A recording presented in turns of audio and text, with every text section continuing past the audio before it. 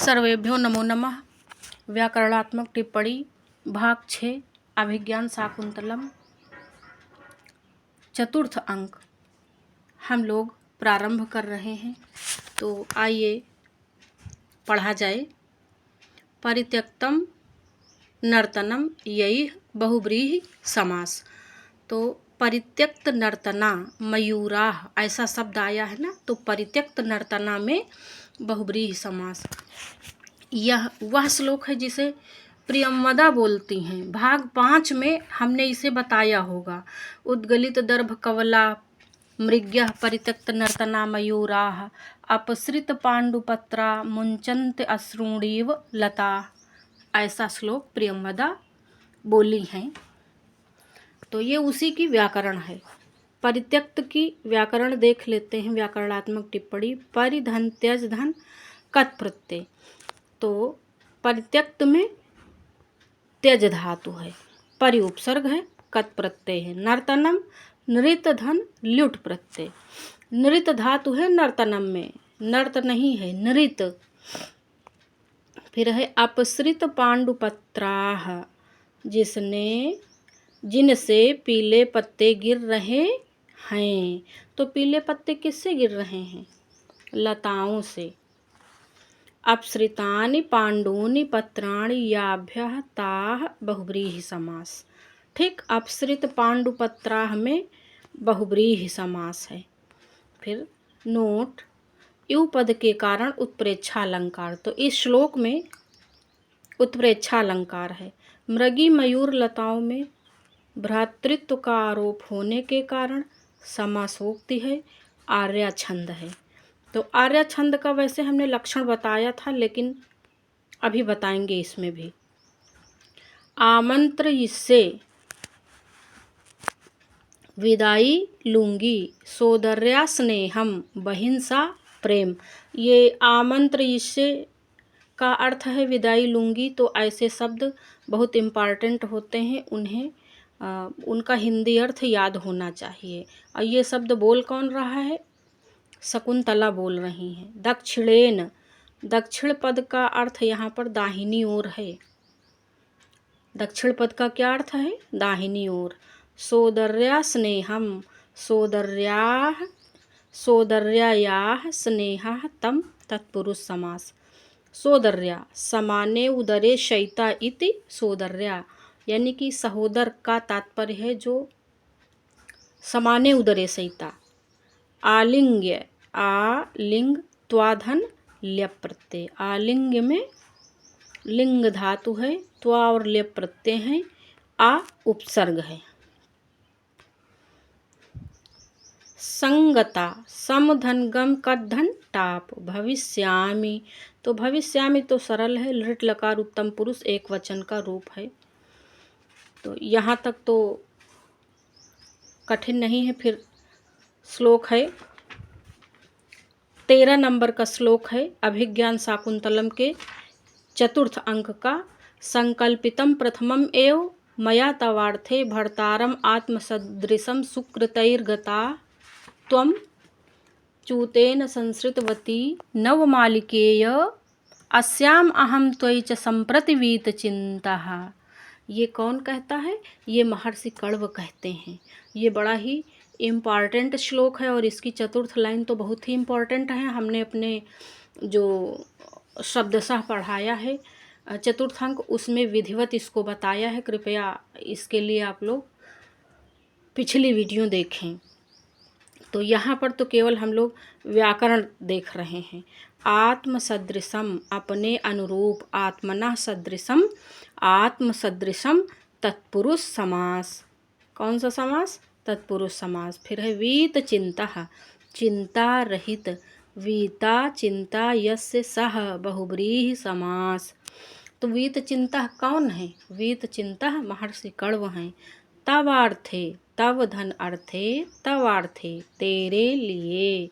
संसृतवती मिल गई है। संसृत मतुप धन गीप प्रत्यय। तो सेकंड पेज में हम लोग चलते हैं। देखिए यहाँ पर ऐसे, देखिए यहाँ पर आम और नवमालिका में नायक और नायिका का आरोप होने के कारण समासोक्ति अलंकार है। ऐसा कारण भी पूछा जा सकता है ना कि ये अलंकार है तो क्यों है। तो नायक नायिका का आरोप किया गया है किसमें, आम में और नवमालिका में, इसलिए समासोक्ति है। दोनों का अपने अनुरूप पति के मिलने के कारण निश्चिंतता है, अतः काव्यलिंग अलंकार है। तो देखिए भाई, बहुत ज़्यादा श्लोक नहीं चतुर्थ अंक में, तो उनके अलंकार, उनमें कौन सा छंद है, ये तो बिल्कुल रटा होना चाहिए। ऐसा वन ज्योत्सना की ओर संकेत इसमें दिया है ना चौथी लाइन में। तो ऐसा पद से वन ज्योत्सना का बोध होता है। और निक्षेप का अर्थ है धरोहन, धरोहर, निक्षेप धन घई। फिर है बाष्पम विरहतः, ये मुहावरा है। ये क्या है, मुहावरा है, याद रखना भाई। अभिज्ञान शाकुंतलम में मुहावरों का भी प्रयोग हुआ है, इसलिए याद रखना। बाष्पम विरहता यहाँ पर मुहावरा है। अलम रुदित्वाम, निषेध अर्थ में त्वा प्रत्यय हुआ है, और अलम खलवोह प्रतिषेधयोः से। स्थरी कर्तव्या, स्थिर चुई क्री तव्यधन टाप।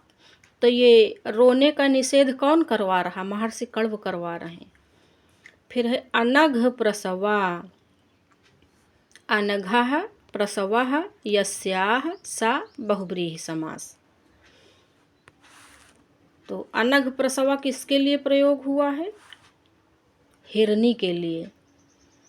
उटज पर्यंत चारिणी, कुटी तक विचरण करने वाली गर्भभार मंथरा, गर्भ के भार से धीरे धीरे चलने वाली कौन है, उटज पर्यंत चारिणी, गर्भभार मंथरा, अनघ प्रसवा, ये सब किसके विशेषण हैं, उस हिरनी के विशेषण हैं।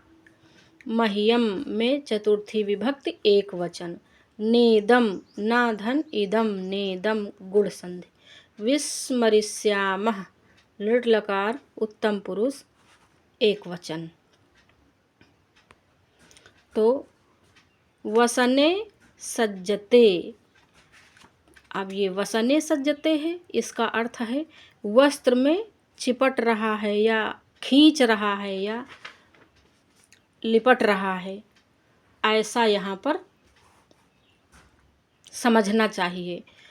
तो वस्त्र कौन खींच रहा है, किसका खींच रहा है, वस्त्र जिस हिरण के बच्चे को शकुंतला ने पाला था, वह शकुंतला का वस्त्र पीछे से खींच रहा है और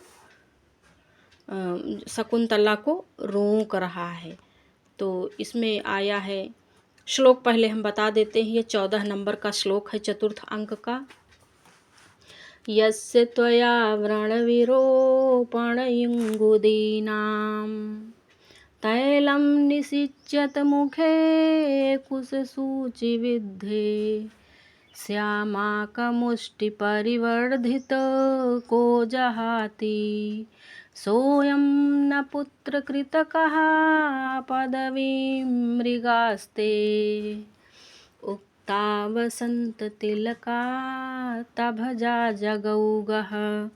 तो इस छंद में, इस श्लोक में कौन सा छंद है, वसंत तिलका छंद है। और इस श्लोक के वक्ता कौन है, महर्षि काश्यप हैं। कौन वक्ता है, महर्षि काश्यप हैं। और इस श्लोक में अलंकार कौन सा है, तो मृग के बच्चे का, यानी मृग शावक का जो स्वाभाविक वर्णन है, पशुओं के शिशुओं का, या शिशु की जो बाल क्रीडाएं होती, बाल चेष्टाएं होती हैं, उनका जब स्वाभाविक वर्णन किया जाता है तो वहाँ पर स्वभावोक्ति अलंकार होता है। इसलिए इस श्लोक में कौन सा अलंकार होगा, स्वभावोक्ति अलंकार होगा। तो आइए अब व्याकरण देखते हैं। व्रण विरोपणम, व्रणानाम विरोपणम तत्पुरुष समास, घावों को भरने वाला। व्रण का अर्थ घाव। विरोपण, वी रुह ऋच और लिट प्रत्यय, विरोपणम में रुह धातु।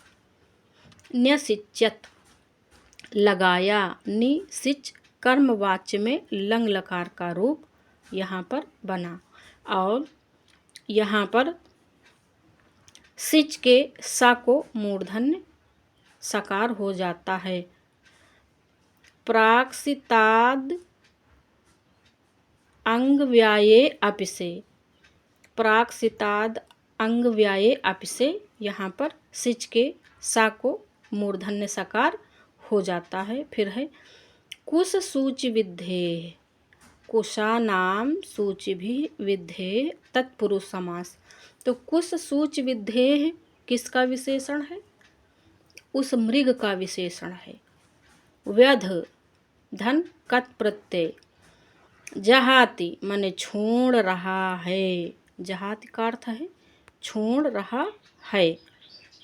फिर है पुत्र कृतका है, ये इधर थोड़ा सा कट गया। पुत्र कृतका का अर्थ है पुत्रवत माना गया है। ठीक, पुत्रवत माना गया है। पेज नंबर 3 पे चलते हैं। फिर है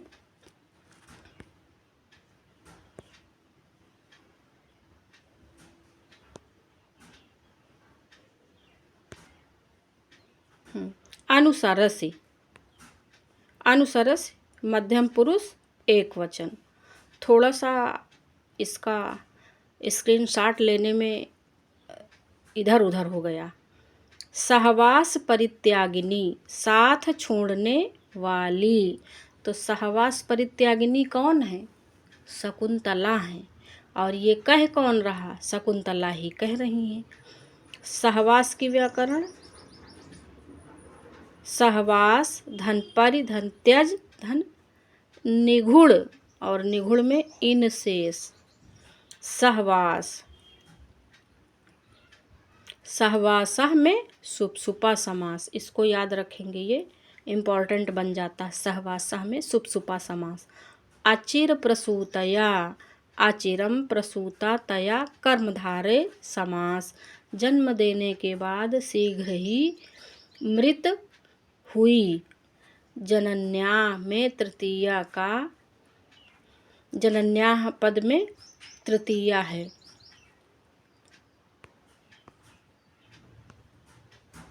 ठीक, और इसमें तृतीया का कारण क्या है? बिना पद आया है, इसलिए जनन्या में तृतीया विभक्ति है। फिर एक श्लोक आता, श्लोक नंबर 15। उत्पक्ष मणोर नयनयो उपरुद्ध वृत्तिम, और वाष्पम कुरु स्थिरतया विरतानुबंधम अस्मिन्न लक्षित नतोन्नत भूमि भागे मार्गे पदानि खलुते विषमी भवन्ति। तो ऐसा श्लोक है, और इस श्लोक में भी वसंत तिल का छंद है। शकुंतला जाने के समय बहुत ज़्यादा दुखी हैं, तो तात काश्यप उनकी आंखों में आंसू देखकर ये श्लोक बोलते हैं कि उत्पक्ष मणो, ऊपर की ओर उठी हुई बरौनी वाले, उद्गतान पक्षवाणी ययो तयो बहुव्रीहि समास। उपरुद्ध वृत्तिम, नेत्रों की दर्शन शक्ति को रोकने वाले। उपरुद्ध वृत्तिम कौन है? आंसू, क्योंकि आंसुओं के भरे होने से दर्शन शक्ति रुक रही है। उपरुद्धा वृत्ति येन तम बहुव्रीहि समास। उप धन रुद्ध धन कत वृंत धन तिन प्रत्यय, विरतानुबंधम, जिसका प्रवाह रुक गया है। फिर है विरतः अनुबंधः यस्य तम बहुव्रीहि, विरत वीरम धन कत प्रत्यय, अलक्षित नतोन्नत भूमि भागे, जिसके ऊंचे नीचे भूमि भाग नहीं दिखाई पड़ रहे हैं ऐसा मार्ग, ऐसे मार्ग में। फिर है अलक्षितः नतः उन्नतः भूम्याः भागः यस्मिन् तस्मिन् बहुव्रीहि समास। विषमी भवन्ति, विषम चुई भू लट लकार एक वचन का ये, लट लकार बहुवचन का ये रूप है। ठीक, यहाँ पे ये एक लिखा है ना, ये एक नहीं होगा। लट भवन्ति तो लट लकार बहुवचन का रूप है ना। ठीक, तो इस पेज में बस यहीं तक। अगली व्याकरण हम लोग भाग नंबर 8 में देखते हैं। धन्यवाद।